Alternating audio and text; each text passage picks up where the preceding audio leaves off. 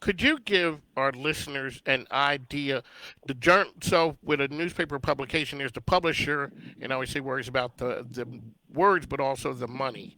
The editor is the person who is really bird dogging on the words and the content. Talk a little bit about what it takes to put out credible information because we hear a lot of things now, and sources and people put content out that's not verified. Give our listeners a little bit of an insight from a journalistic standpoint that process. Sure. So we rely on, I like to call it people and paper. So, people, just like I said earlier, us talking to people, and we have, just sort of a band of loyal, informed people around town in all different industries that we've come to rely on, and then we're constantly growing that network. And then paper is public documents. So we're heavy on real estate news. So we cover, commercial and residential real estate development. And fortunately, a lot of that stuff plays out in public documents.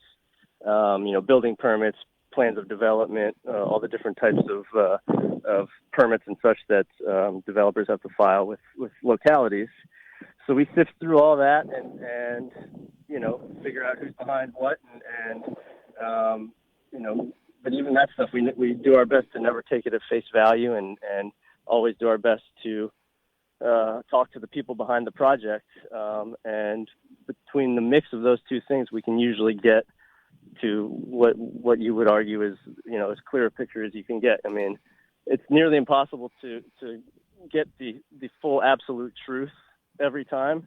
The truth is always somewhere in the middle of all involved, but relying on those two things, people and paper, that seems to have helped us, and we're fortunate that we focus just on local business news, so we don't get too bogged down in politics, which is a tough beat to cover these days. For sure. And we stay objective, and we don't have a dog in the fight. Some people have accused us of being pro-developer, which I don't buy that argument. And we just happen to cover a lot of development news, and we don't cover it, from one side or the other. We just come down the middle, whereas other publications tend to lean